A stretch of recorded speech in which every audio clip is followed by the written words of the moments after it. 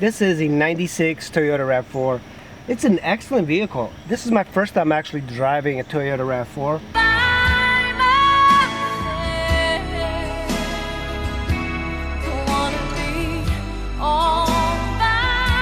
And I was very surprised on the comfort of it. It's a really comfortable car. This is the first generation of the Toyota RAV4. That's right, this is the RAV4 that started everything in the United States. Even those headlights, they're actually glass. They won't fade, just like the car itself. The great thing about this particular model, it's low mileage and it's got a 5-speed manual. So this really means that this thing just going to last for the longest time, very low maintenance. It doesn't burn any oil. It's just very, very good. It's very comfortable. I was surprised. Like, I thought it was going to drive more like a truck, and it drives a whole lot more like a car. And I do prefer the Toyota version instead of the CR-Vs because I think Toyota does have an edge when it comes to reliability. All the Toyotas I've had were extremely reliable, and this RAV4 probably is going to be super reliable. You can probably put 200,000 more miles on this truck, this car, without any issues. It really is a very reliable car. The lady that I bought this from sold me this, and she bought a new 2019 Toyota RAV4. That usually means that they had a good experience with the RAV4, other than it being dated, but I do like the looks of it.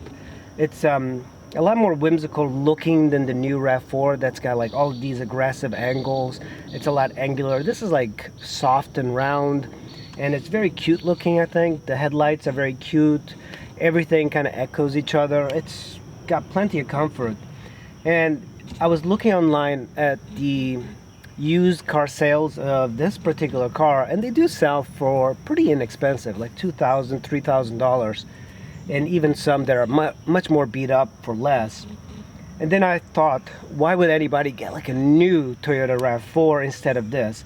If they really want just extreme reliability, these old ones are probably built even better than the new ones. The new ones have so much electronics everywhere that things will tend to break. As much as I love technology in cars, things will break in cars, like motors for the electric windows will break. I even prefer cars that have the crank manual windows because they last forever. Like, you'd have to try very hard to break one. I think the new Toyota RAV4s, they start at like 30,000 or something like that. I'm not really sure the pricing of those, but they've gotten expensive. They've also gotten heavier. This car is smaller than the new RAV4 as well. And it's just as fun. It is not a fast car by any means, but driving it is a pretty good experience. Like, it doesn't make a lot of noise. Another downside of this car is that it gets 22 miles to the gallon. The new RAV4s get close to 30 miles to the gallon. I think they get like 25 on the city and 30 on the highway. This one does not get that sort of mileage, which is a really big downside in my opinion, because a lot of times the people that get these RAV4s, these old RAV4s, they want to commute in. They get them as family cars. You can sit 5 people comfortably here. The new RAV4 has a lot more blind spots than this one. When you look around, you actually sit pretty high up, and the window actually comes up to my mid-arm and all the way up top, so you do have a lot of headroom too. This one's very exposed. There's no tinting in the windows, not even in the rear windows. It's not tinted. The new one is completely tinted. You can't barely see back there. Of course, the new one has got all these sensors that make it one of the safest cars out there, including like the blind spot detection, lane keep assist, and all of these things that you don't need as a driver, but they're kind of nice to have if you have a family. This one, it's pretty basic. The 5-speed makes it a little bit more fun, and also you get a little bit more gas mileage, better gas mileage with the 5-speed. The driving quality of this is soft. It's not a car that you would want to take off-road. It's not meant for going off-road. It's pretty much disguise an off-roading car, but it's not. This button, as you can hear with the button, it's a center differential lock, and it's for off-roading, but a lot of people are not going to be off-roading this car. I think most of the time you're going to be maybe driving in the city, and with some snow you can, you know, hit that, but most of the time people are not going to be using this as an off-road vehicle. It doesn't make a lot of sense. Toyota makes better cars for off-roading, including their pickup trucks, 4Runners, and those are just as cheap as this. This is a very good economy SUV. Let's see how I fit here. This seat is actually like a little bit further back, and you can see I still have plenty of room. There you go. And now it folds. Pretty clever idea to get these seats to fold a little bit more. So you push the string down, and then there's a button on the side, and you just kind of pull it up like this, and this will go on here. The floor is actually very low because there is no storage underneath here for a tire. Your spare tire is in the door over there, and your tools are on the side. So you do have plenty of room here for storing large items, and I do like this sort of thing about the sport utilities. One of the things I look for in a car for myself is I want to take my bicycle and go to places, and I want to kind of car camp, and this thing does not let me car camp. It's just not big enough to lay down, not even with these seats. I think maybe if I removed a seat I might be able to kind of recline, but it's just a little tight in here. This makes a really good car for just about the average person who doesn't go out and camp and take motorcycles or bicycles. You couldn't put a full bicycle here. You'd have to kind of like put it diagonally. So it's one of the downsides I see when I compare it to Honda Elements. The Honda Element, I can fit a motorcycle inside, and that's something that I always kind of compare these SUVs to. It's the ability to carry a lot of stuff. Equipped with a tow hitch, and it's kind of nice that they put this here to protect it. This is a really big door. This one comes with these two bags that hang on the rear door, and they have gotten so much wear that they're fading a little bit, but they just slide out like this. So it's good to carry tools and stuff. I'm not really sure how Toyota meant this to be. Oh, this also attaches to here, so that way I guess it doesn't move around. In your toolkit right over here, and you can see there's these pretty ample pockets here that you can keep tools and various you can store stuff here. You also have a speaker here, and on this side same thing. You have a little bit more storage here. I'm not sure exactly what you would be storing here. It's surprisingly roomy inside the Rav4. This is with the seats fully upright for cargo capacity. Release this hook. After you release the hook, all you have to do is bring this back and then fold the seat back. Button here at the bottom of the seat. You pull it forward and you just flip the seat. This is the button that you would pull to move the seat forward. You're folding the seats that way for more storage.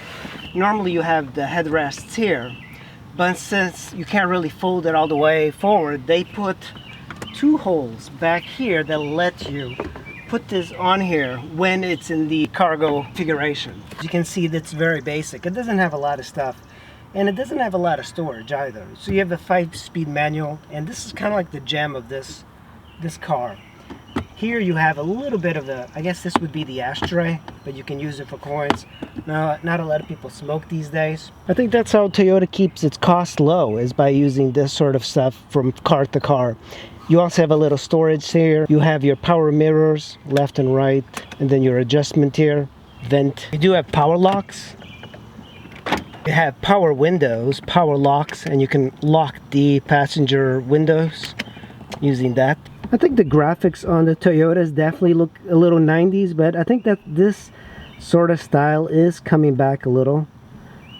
I think it looks good. Over the years, this is a 23-year-old car, and I think this still looks good. You have space here to put stuff, and it's very like strong looking plastic too.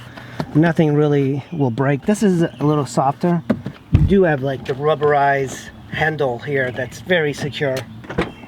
The seat is pretty far back, and I'm 5'9", and I can still have a little bit of space in my knees. It's not a lot, but I don't feel like I'm like too cramped here. I do have a lot of space. The power window for the rear is very interesting. I don't think I've ever seen the power window button like this right on the door. It's usually on the handle. What I like about this car too is that it's actually pretty comfortable. You sit upright like an SUV. It also has the ability of tilting the wheel up and down, and it's got quite a bit of range.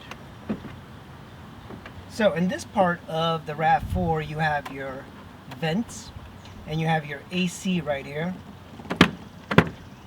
You do have AC, and the AC actually works on this. And over here you have your clock, and here you will have your factory Toyota cassette deck. Some people might not enjoy the two-tone and the plastic underneath like this on the Rav4, but I kind of like it.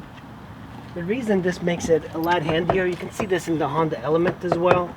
It protects it from rust, and it just looks kind of cool. It's a two-tone. You don't see this a lot on modern cars. This one's been in the fender bender. You can see it's been hit here, but this is easy enough to kind of pull out and repair this. This has been dented right here. You can see it should be easy enough to pull this out and repair it. You even have a vent for your crotch right over there in the middle. There are no power seats. This just moves back and forth, but it's got quite a bit of play. Wow, one cup holder. Jeez, this is a little bit bouncy. Man, I guess there is no other cup holder. That's just one. You just have one cup holder. That's it. Wow, that's actually kind of amazing that they only included one cup holder. Pretty simple car. You have your hood release here. You have some fuses here. Let's open up this hood. No, I'm not going to say I know a lot about engines, but I do know that this one is a 2.0 liter, and I believe it makes 120 horsepower. Also, you have a little bit of space here for change, but of course 1996 was a little bit different when you actually probably used change, but nobody uses change anymore. In short, the 1996, the first Rav4, is still one of the greatest SUVs you can possibly buy for less than $5,000. But time just keeps on moving, and in 2019, the new Rav4 came out completely redesigned. So please stay tuned for the Rav4 comparison between the first generation Rav4 and the last generation Rav4 in a future video. If you like this video, make sure you hit subscribe and like the video, and I'll see you in the next video, guys. Thanks for watching.